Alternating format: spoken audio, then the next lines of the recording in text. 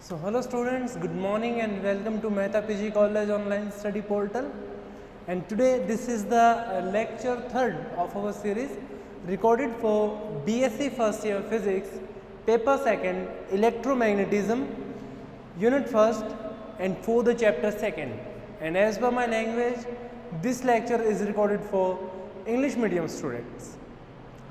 So before going into the video, before starting, I would like to request you that if you hadn't subscribed the channel yet, then please go and subscribe the channel and press the bell icon so that you will get these type of videos for your future reference. And if you like the videos here, then consider to sharing us, and with our sharing show us your love and support. And thank you for all the subscribers and the viewers who are currently viewing this video for their support and love, for their love and support. Well, let's get back to the video here. And today in this video, we will talk about potential at a point due to a dipole. Yes, this is our lecture third, and in this we will talk about only the concept of dipole here. How do a dipole interact with its surroundings? How do it possess some effects into an electromagnetic field or in specific electric field there. So let's begin with the example here. We are supposed to talk about a dipole. Yes, we are supposed to talk about a dipole here. And you remember one thing, that what is a dipole? Well, this is not a topic to be discussed here, but I would like to remind you some literal concepts from its basics. Saying what is a dipole here? Simply you can say that dipole is a charge separation. Yes, it is only a charge separation. Yes, dipole is a charge separation. The charge separation of two equal and opposite charges by nature. Yes, the charge separation is for equal and opposite charges here.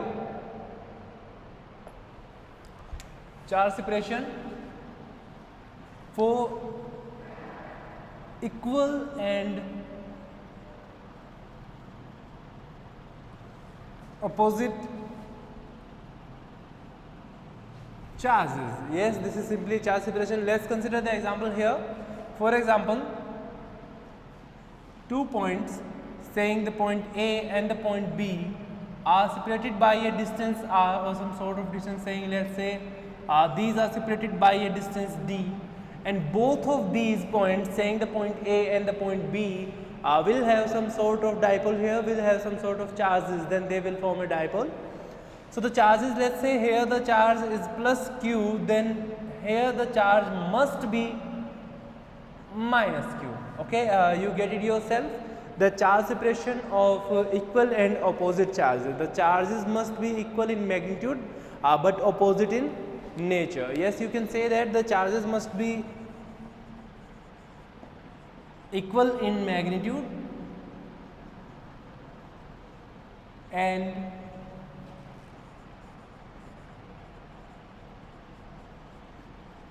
opposite in nature. Well, I am discussing all the basics concepts from your 12th class courses, and if the students who think that they know these concepts very well, then you can skip this part of the video and jump about for the next 5 minutes. Then we will get back to the topic saying that the potential at a point due to a dipole. Okay, so let's continue our basics knowledge here. Charges must be equal in magnitude and opposite in nature. This is the basic definition of a dipole. But every time when you talk about a dipole, then there is one thing associated with dipole always strikes into a physicist's mind. Yes, if something is there, then it must possess some sort of forces on its surroundings. You consider it that if something is there, then it must possess some force on its surroundings. Yes, this is a concept here. If something is there,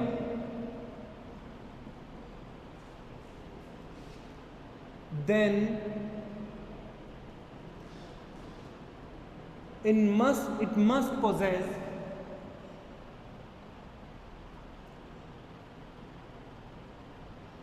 some force, or in short you can say like as effect on its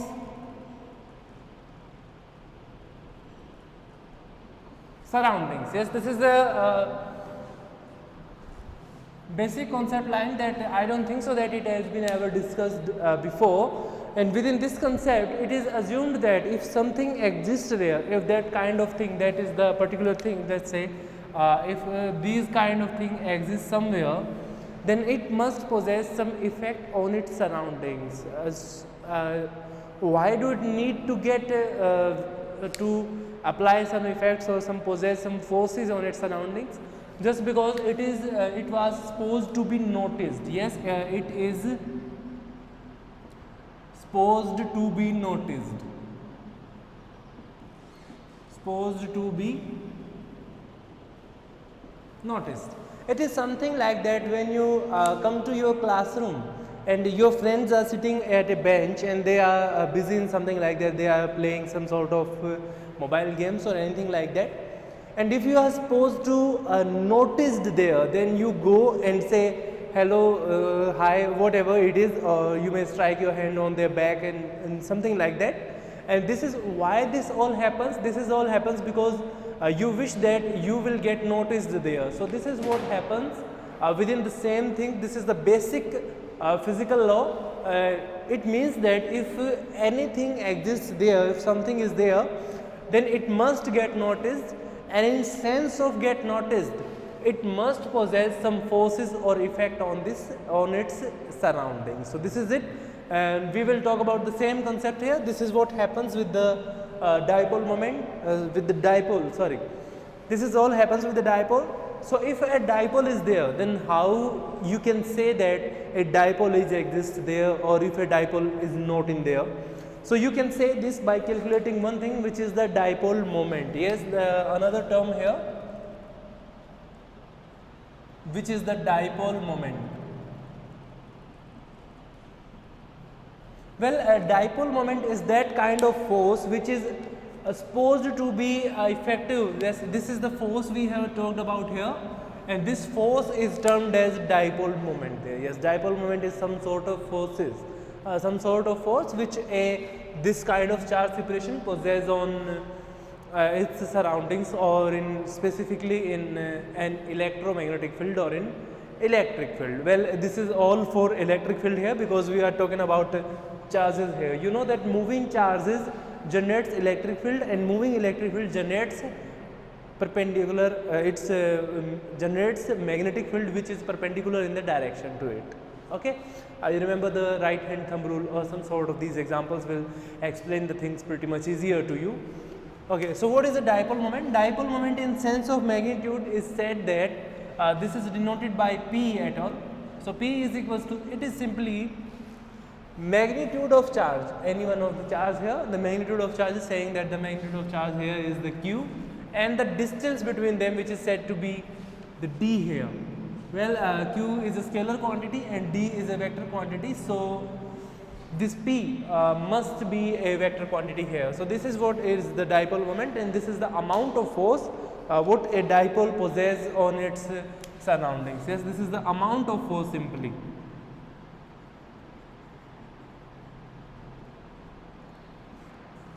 Well, this is the very much easier definition to you to know you that what is a dipole moment.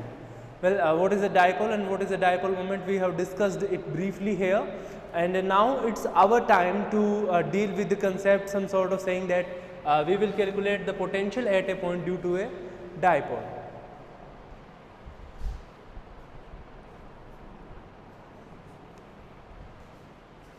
Hope you have taken the screenshot here, so let me clear this off and then we will proceed with the question here.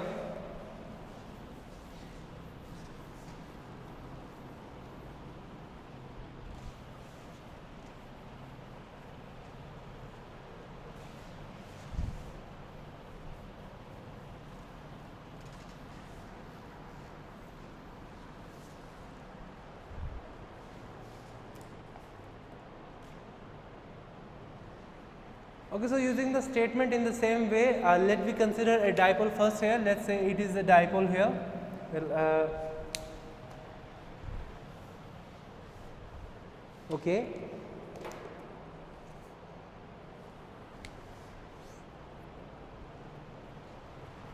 Let's say here we draw two axes,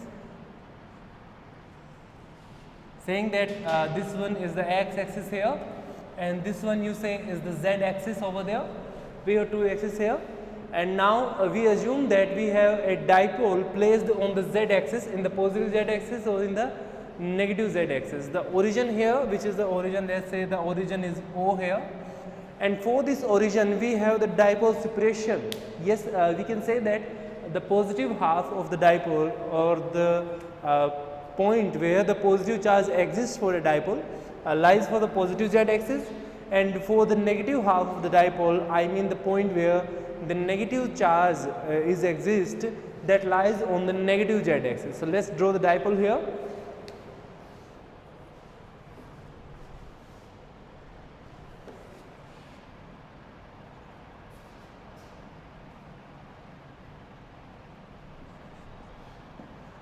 We have 2 points here, saying that the point A and the point B here.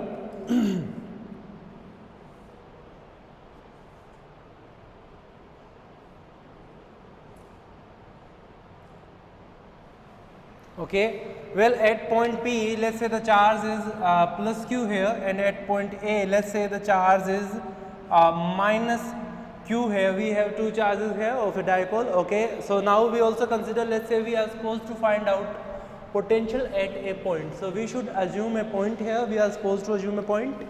Let's say the point lies here. This is the point P on which we are supposed to calculate our potential at this point, at this particular point P. And for this point P, we have some radial vectors saying that for positive charge plus Q charge, the radial vector joining the point P is said to be the R1 vector. Okay. Also, the radial vector joining the point A, or you say the negative charge, let's say this is the R2 vector. Also, the radial vector joining the origin to the point P, let's say this is the R vector here. Okay, so we have all the vector representation here. Well, it has been not used vector symbols here, I don't know why. And let's say this R vector making an angle theta here. Yes, it is making an angle theta, so it means that the point P is making an angle theta for z axis. Okay, according to z axis, the point P making an angle theta there. Now we say that let's draw a perpendicular here on this side. Let's say the perpendicular strikes here, and let's say this point is point N here. Okay, so this is this is point L here, and increase this point in the same direction here, and increase this one radial vector also. They will meet up at this particular point, and let's say this point is point M. So why did we draw the point M and point L? Well, point M and point L are drawn just because this distance, saying the PM will equals to PL, and so that we can get a right angle triangle here. Yes, the LAO and MBO, these both of these are right angle triangles, two right angle triangles to us, so that we can calculate our potential here easily. Okay, so let's get to the example here. So the potential at point P due to the charge plus Q, let's find out. So the charge plus Q is here. Okay, well, this is charge plus Q here. So potential at point P, let's say potential at point P, potential at point P due to charge plus Q.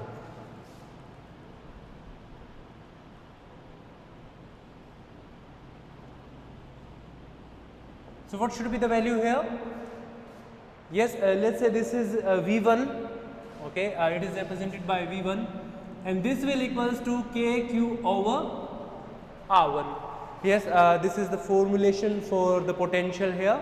So this will equals to the KQ over R1 here. Okay. Also we are supposed to calculate the potential at point P due to the charge minus Q here. Potential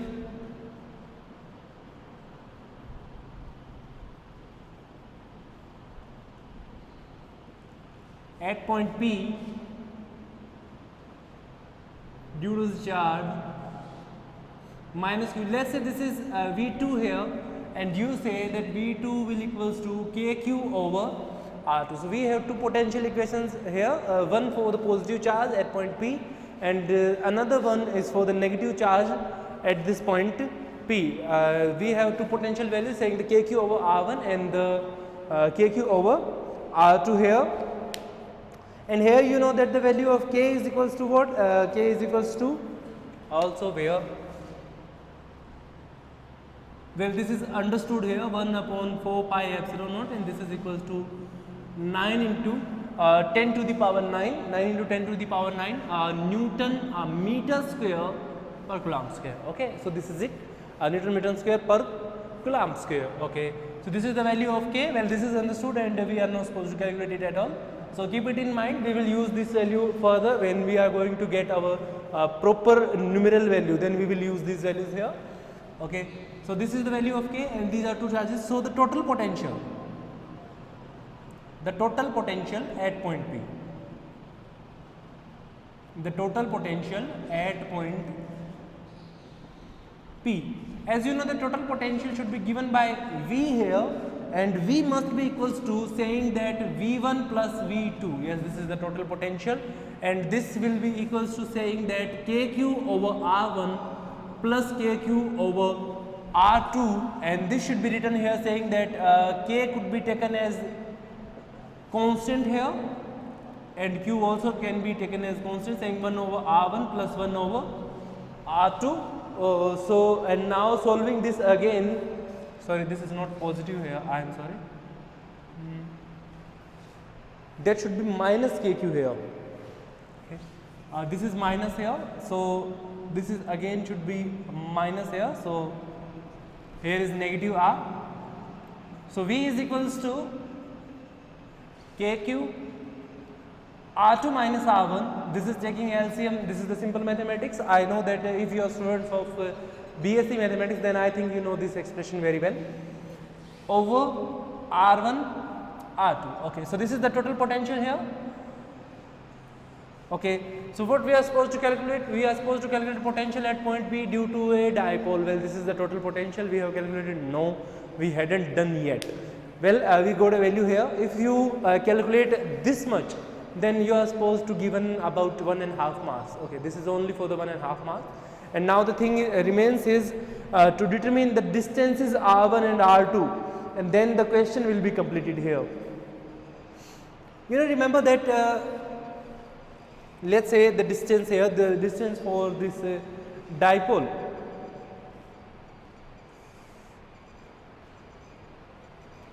You remember that the distance of dipole we hadn't discussed yet, the length of dipole here.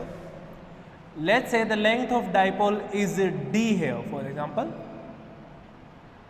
Well, the D is considered in general, so we are using the same way here. We are considering D as the length of the dipole.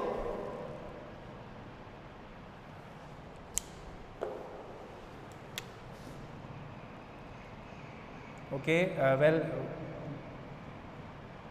okay.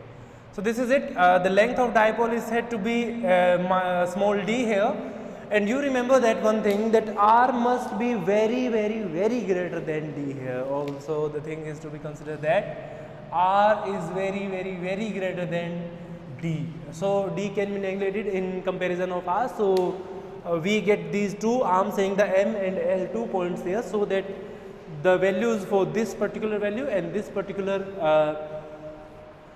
radial vector should be equals to the same. So this is for the total vector potential. Now we are supposed to, so this is the total potential at point P, and now we are supposed to calculate the values of R2 and R1. Okay, so when we solve this particular area, then we will end up having our total result here. To solve these areas, we have drawn two perpendiculars saying the perpendicular M and L on the radial vector saying on the radial vector R1 and on the radial vector R2. Yes, these two are the radial vectors here. Well, we are going to use their magnitude form only. That doesn't mean that if they are vectors or not. Okay. So let me be aside. You can take a screenshot for your reference. Then I will clear this off and proceed further.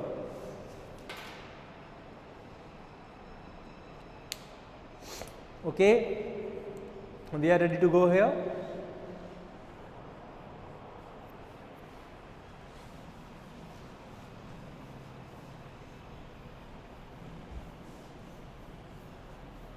Well, the one most amazing thing about electromagnetism, if I say, is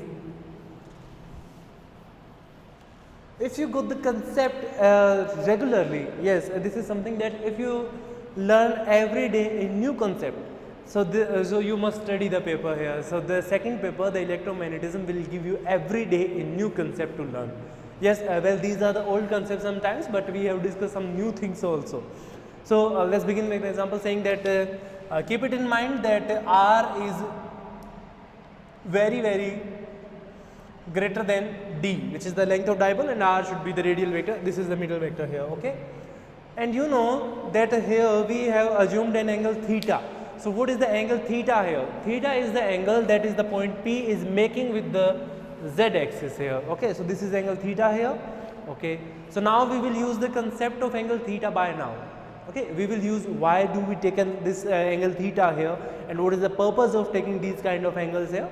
So let's say the theta is equals to the angle theta is equals to the angle BOP.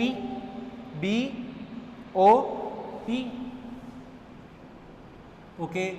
Also this equals to, well, if you remember the concept of alternating angles. Yes, here is one more concept is used for the concept of alternating angles. Then you can say that this particular angle, this angle saying the angle OBM, the angle OBM must be equals to theta. Yes, the angle OBM must be equals to theta here, saying the angle OBM. So this is equals to theta, and if this equals to theta, then this angle must be equals to theta, but we will use the concept later. Okay, so in triangle OBM, so let's use the triangle here saying the triangle OBM there. In triangle OBM, this is OBM. In this triangle, what is the, this is the right angle here saying the angle M. Angle M is the right angle and angle B is the angle theta there. So you say that BM over BO. Yes, BM is the base and BO is the hypotenuse there. So BM over BO will be equals to cosine of theta. Yes, BM over BO is the cosine of theta, and now we are supposed to calculate the length BM here. So BM will be equals to, well, this is BO. You remember the value of BO here? Yes, BO will be D by 2 here. Yes, the whole length is D and we are supposed to divide it in its 2 halves, saying the D by 2, and this is it. So BM is equals to BO cos of theta, and in this way BM will equals to D by 2 cosine of theta. Okay, so this is the value of BM here. Keep it in mind, we will gonna use the value here. BM is the extension here. Similar way we will calculate the extension LA here. So we will use the triangle OAL. Similarly,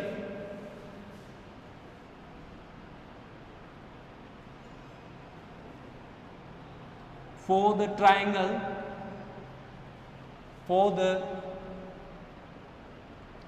OAL, the base is AL here. Yes, the AL over AO.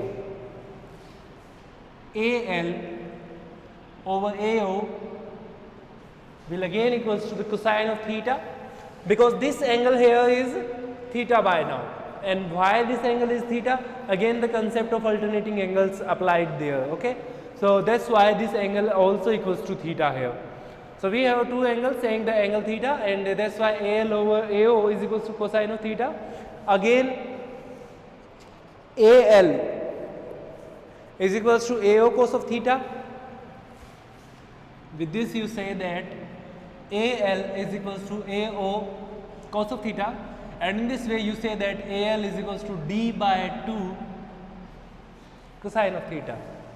Okay, so we got two values here saying the AL, so we have two values saying this extension, saying the extension BM and the length segment LA or the AL will have two same values here, just because the AO is equals to D by 2, and in this same way the BO is equals to D by 2. Okay, so using the concepts again,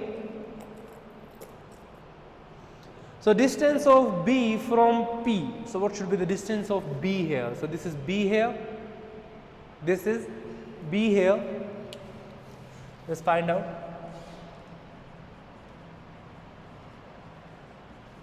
Distance of B from P. This is the point P here, and this is B here. So let's find out the distance here. Let's say this length PM is equals to PO. You say that the length PM is equals to PO. In this way we have drawn the diagram. So let's say the length PM is equals to PO, and in the same way this length equals to LP. Okay, keep it in mind that all of these lengths are equal to each other. Okay, length of B from P, let's say this is the BP here, so BP will be equals to PM minus BM. Yes, PM minus BM. PM is again equals to PO there. Okay, PO minus BM. You know the value of PO here? PO is equals to small r. Yes, so small r minus the value of BM, saying the D by 2 cosine of theta. Okay, so this is the length distance from distance of B from P. In the same way we will calculate the distance of A from B here. Also let's say this is the distance R1, so the value of R1 is this. Similarly,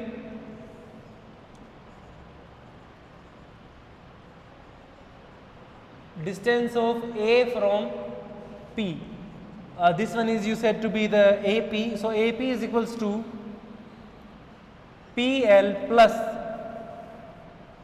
LA, or you say that PO plus LA, where PO is equals to R and this is R2, so R2 is equals to R plus D by 2 cosine of theta. So we have two values here, saying the values for R1 and the value for R2. Let me make a box around it using a different marker pen. So this is R2 here, and this is R1 here. So we have two values for two different radial vectors, saying for the R1 and saying for the R2. So now what we will do with these values, if you remember the previous section where we calculate the total potential which is equals to V is equals to KQ into, if you remember the expression saying the total V is equals to KQ into R2 minus R1 over R1 R2. So now we will use these two values, saying the R1 and R2, in this equation, and then we will calculate the total potential here. So let me be aside, you can take a screenshot for your reference, and then we will proceed further here.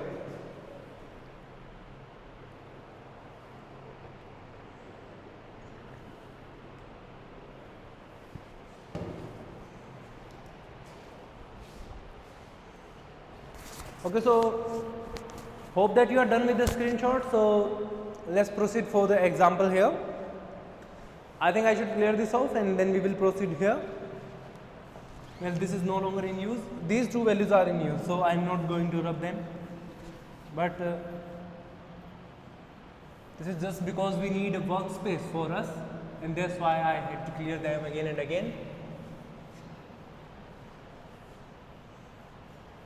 Okay.